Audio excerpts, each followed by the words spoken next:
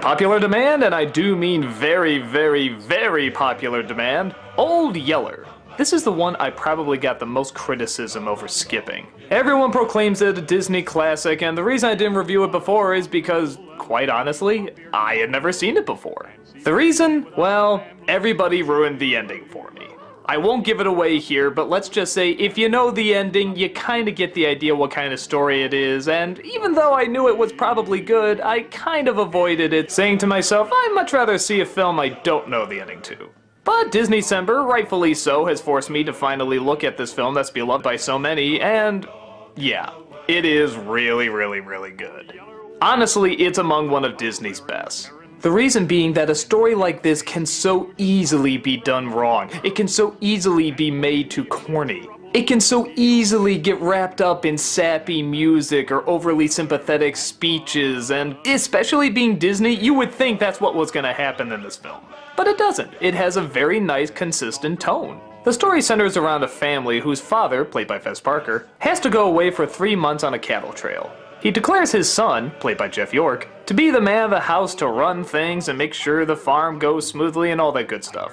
But he gets off to one heck of a bad start when a stray dog makes all sorts of trouble, scaring away the animals, eating up a bunch of the food, just being an all-around pain. But his younger brother says he really wants a dog, and the mother seems to kind of agree. A friendly animal, even if he is a troublemaker, would work out well, seeing how the little brother now has very few friends to hang with, seeing how his older brother is now taking care of everything. But the older brother vows never to like the dog, while over time the dog does prove his worthiness, and of course they form a strong friendship. From this point on, it's nothing but the experiences and adventures that him and his dog share. Yeah, that's right, no straightforward villain, no money scheme, no any of that dumbass crap that we feel we have to put in these other family films. It's just the experience of a boy and his dog, and you know what? If it's done right, that's all you need. And this film clearly does it right. A lot of that centers on two things. One is our main actor. He does so well playing this kid who is constantly getting crapped on but still tries his best to pull things through. You can see the frustration, you can see the aggravation, you can see him getting so angry over all this. But at the same time, when things go well, he does legitimately enjoy that too. The whole film centers around when he's supposed to be tough and when he's supposed to be sympathetic. When is it time to fire the gun and when is it time to put the gun down? In this environment, those are not easy choices, and this actor does a wonderful job showing his struggle through it all. And speaking of environment, that's the other thing that is done so well in this film. The pacing, tone, and atmosphere plays a big part in why this movie is such a success.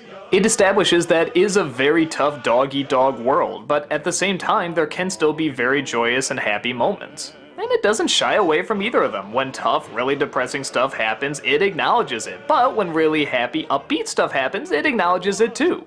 It never spends too much time with either one. It equals out so well to keep kids entertained, but at the same time, teach them about the sometimes very difficult world without them being afraid of it. When you get to the end message, which is so in your face it can't possibly be escaped, you really do find that the film, all the way from the beginning to the end, truly supported it. It's a coming-of-age story that showed, at least for the time it was made, the hardships of life and the joys of life. Again, in a G-rated Disney film. So the graphic stuff isn't too graphic, but once in a while that kinda makes it even more uncomfortable. When they're stitching up Old Yeller, isn't that just so much more uneasy when you don't see it being done? They really know how to get the point across even if they can't show everything. Plus, I didn't know Mike Fink was in this movie! Holy smokes, I totally would have seen this earlier if I knew that!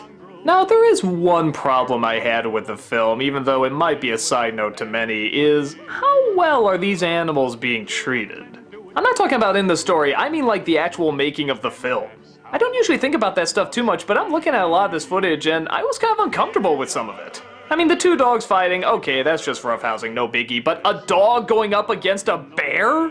Could they always make sure that nothing dangerous was gonna happen there? Look at the way this kid just tosses this frog and this snake. In fact, why the flying fuck did you give a kid a snake? I know that kind of snake is not likely to bite, but it's still giving a kid a fucking snake! I mean, maybe they were treated okay and it's just really, really good effects, but I don't know, you got a dog chasing a rabbit, that's one thing, and then you got them running under a mule, that's another thing, and then you got the mule running off after them, isn't this some really dangerous shit?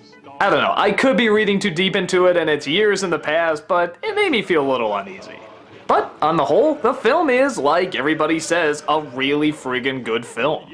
It doesn't need to rely on villains or complicated plots, it's just a little slice of life, written with characters that you care about in situations that you want to see them get through. And all the heavy moments and the happy moments never seem out of place. They seem to just melt into each other so naturally. It's emotional, it's effective, it's a damn good movie. I know most of you have seen it, but even if you haven't and you know what's gonna happen in the end, I can assure you as someone who is in the same situation, it's still definitely worth checking out. Best of God.